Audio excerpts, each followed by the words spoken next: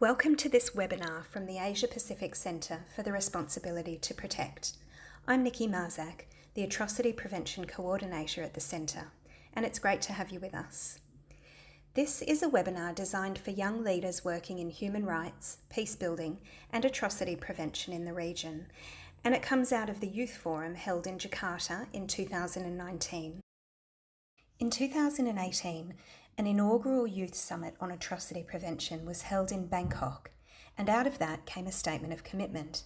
The youth participants made a commitment to support the implementation of R2P in the Asia Pacific region and to establish a network of youth leaders for R2P. Subsequently, at the Youth Forum in 2019 in Jakarta, a small group was founded to proactively lead the work of the network. They're known as the Youth Core Group for Atrocity Prevention, or YCGAP.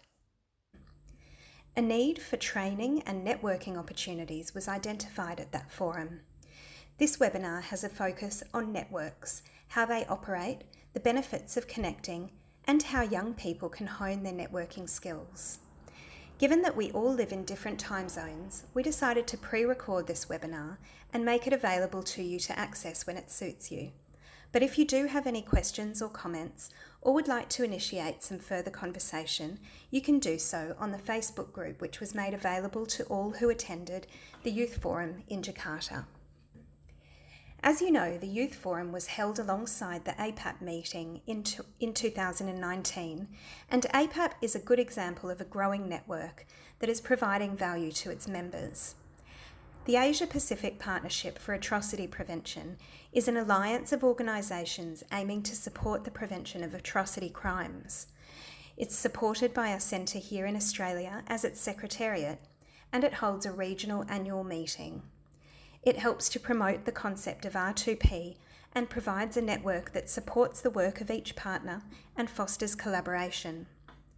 APAP currently has 23 members from across the region, including the Philippines, Thailand and Myanmar, Bangladesh, Japan, Indonesia and Timor-Leste, among others. More details can be found on the APAP website at appap.group.uq.edu.au. Implementation of APAP's agenda is carried out mainly through APAP working groups, including one on gender and atrocity prevention, another on hate speech and incitement, and one on awareness raising. Opportunities for the network to share and learn from one another's work and to develop projects on R2P and atrocity prevention make APAP a valuable regional partnership. Today I'll be presenting on ASEAN and R2P, including some of the main mechanisms on human rights and security. We also have two guest presenters for this webinar, who you'll remember from the Youth Forum. Nadira from the Global Centre for R2P, who's here to inspire us about the power of networks. And we have Erica, who you'll remember as the SDG 16 Global Focal Point, and who's also involved in the Youth, Peace and Security UN Thematic Working Group.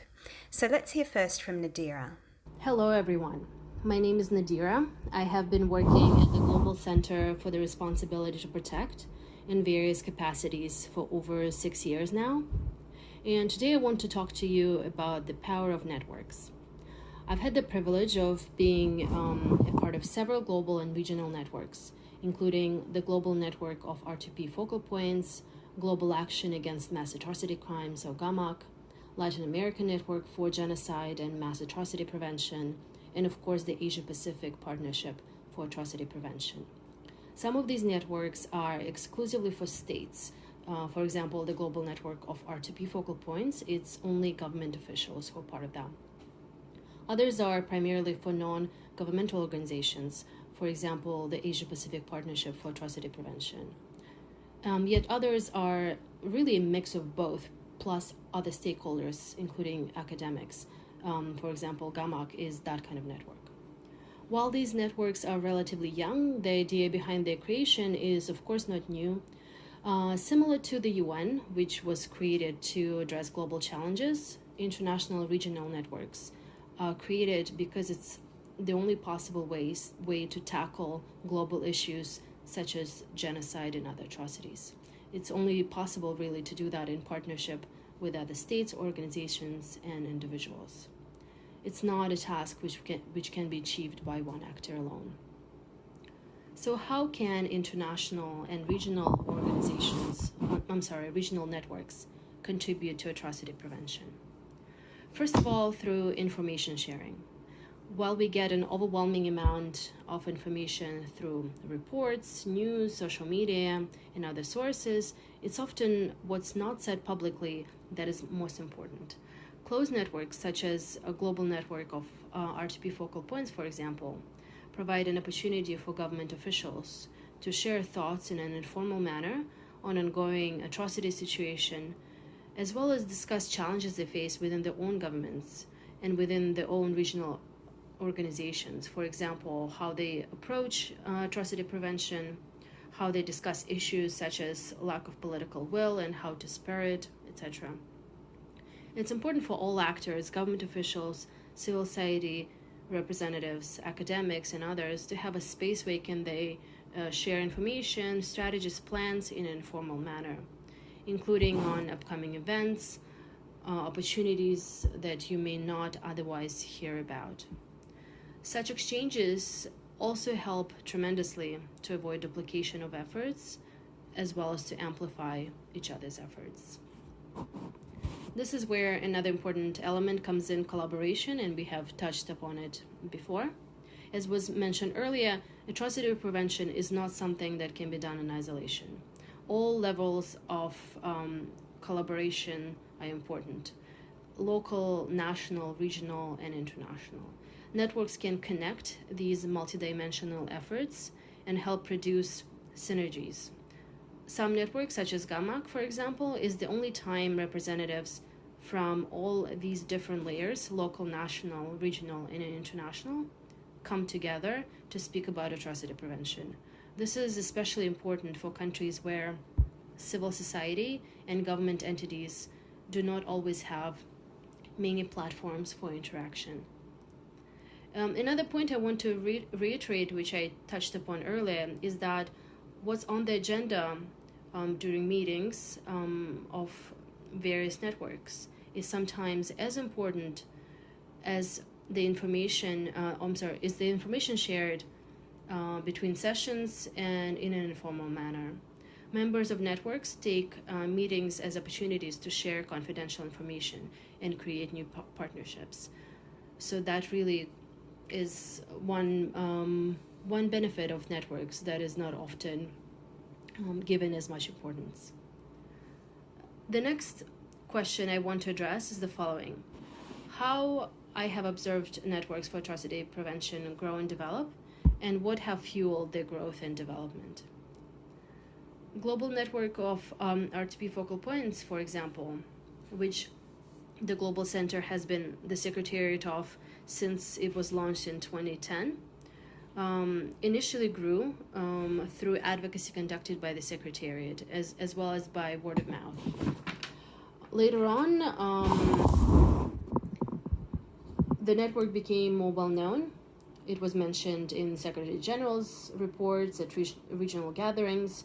For example, RTP focal points from the European Union gather regularly to meet on the sidelines of UN Working Party CONUN and discuss RTP-related initiatives, including the global network of RTP focal points. So once officials hear about the network through these other gatherings, they're encouraged to join as well, because they also want to demonstrate that they too support RTP in atrocity prevention.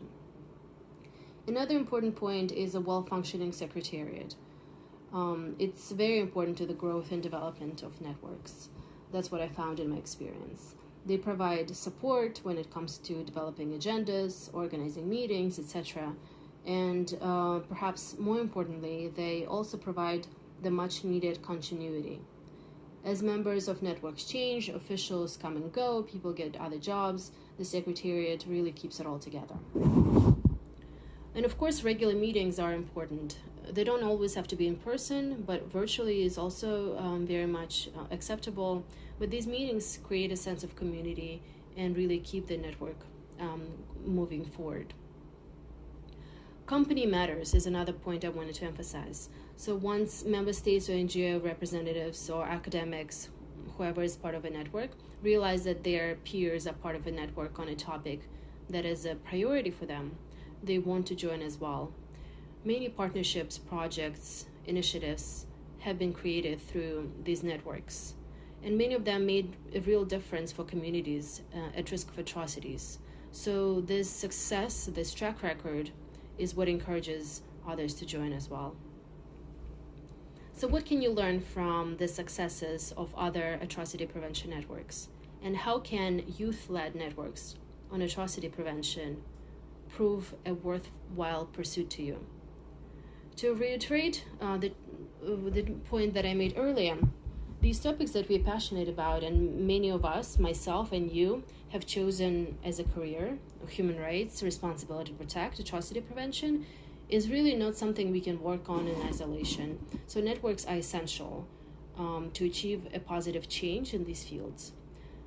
They can help you to sharpen your advocacy tools, to create opportunities to address sensitive issues in an informal manner, to avoid duplication of activities, to share strategies for dealing with problems that you encounter in your everyday work, for example. Networks are also a great platform to network, for the lack of a better word, for your next career step. What better way to expand your career prospects than to interact with relevant colleagues within your field? Some of the things that you can do to enhance your experience as members of a youth network is to take advantage of social media to connect, as well as to look for opportunities to create joint initiatives, be it papers, events, or advocacy campaigns. Really take advantage of knowing other people in this field, other youth delegates or other senior members of these networks or their colleagues, where you can come up with joint initiatives. It will really enhance your own work as well as the work of your organization. For you as youth representatives, networks are a great learning opportunity, a way to learn more about each other's organization and approaches to atrocity prevention. Every organization is a little different and has their unique strengths, so by learning more, you of course will improve your own performance and that of your entity, of your organization. Should you want to reach out with follow-up questions, please do not hesitate to do so. I wish you all the best as you continue to work together in the youth network, and please keep in touch through Facebook, through email. Talk to you soon. Bye-bye. And now let's hear from Erica. Hi, my name is Erica. I am one of the global focal points for SDG 16 Youth Caucus of the Major Group for Children and Youth, representing the Asian Youth Peace Network. And I'll be talking more about what youth peace and security is. So, youth peace and security came about due to the perception of young people being threats or victims rather than partners or agents of change. So young people from across the world have tried to push in their voices and to say that their role is more significant and they should be seen as partners and agents of change in issues of peace and security, which is why in 2015 the UN Security Council has adopted Resolution 2250, which is an international policy framework that recognizes the positive role of young people in preventing and resolving conflict, countering violent extremism, and building peace. Followed by this Security Council resolution in 2015 was UNSCR 2419 in 2018, which strengthened the role and participation of young people in peace building. As part of this, there is a global progress study mandated to look at the different roles of young people and their perception and experiences in peace and security. Part of this global progress study was regional consultations, wherein in 2016 we had the Asia Pacific Regional Consultation, which brought in different young people from across Asia and the Pacific to talk about their experiences, to talk about their perceptions, and even recommendations for peace and security in ways they could work together with different agencies and different community organizations. And it's more of trying to set the agenda and defining the strategy of the implementation of UNSCR 2250. So in Asia Pacific, after the consultation, we were able to really push forward to have a mechanism and a space for young people to discuss with UN agencies, with CSOs, with NGOs on how we could work together for building peace in the region. So there is a thematic working group on youth peace and security that was established, which is part of the Asia Pacific Interagency Network on Youth. Now it's currently chaired by one UN agency and one youth network, which is UNFPA and UNOI. It's open to different youth organizations and youth networks in the region, and to try and engage them in different issues of peace and security in the region. This is also patterned according to the Global Coalition on Youth Peace and Security, which is more of sitting in the global level, which is chaired by one UN agency, one youth network, and one NGO, Search for Common Ground, UNFPA, and UNOY. And it's also the same mechanisms where it brings in different voices from the academe, from young people on the ground, from young people in policy, from different NGO and CSOs that are working on youth peace and security. And it is a platform for knowledge sharing, for building up support on the different initiatives being done on youth peace and security. And the major group for children and youth is very active in this space as well, trying to be the avenue for bringing in youth voices in these types of spaces. So that's a brief introduction of what youth peace and security is.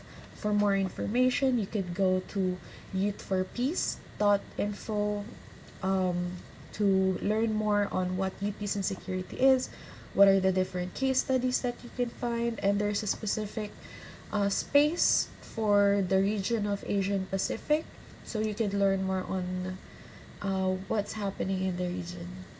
Thank you. Today I'll be presenting on ASEAN and R2P. ASEAN and R2P complement each other. Since 2005, there have been continued efforts to translate R2P into practice, with calls for regional and sub-regional arrangements to adopt a leading role in implementing the responsibility to protect. ASEAN is one of these regional organisations. ASEAN is a regional, intergovernmental organisation made up of 10 member countries in Southeast Asia. It engages with other countries in the Asia-Pacific region and beyond. ASEAN's Treaty of Amity and Cooperation in Southeast Asia outlines its 6 fundamental principles. These include mutual respect for the independence, sovereignty, equality, territorial integrity, and national identity of all nations. 2. The right of every state to lead its national existence free from external interference, subversion, or coercion. 3. Non-interference in the internal affairs of one another. 4. Settlement of differences or disputes by peaceful manner. 5. Renunciation of the threat or use of force. And 6. Effective cooperation among themselves. These 6 principles are the bones of the ASEAN Charter.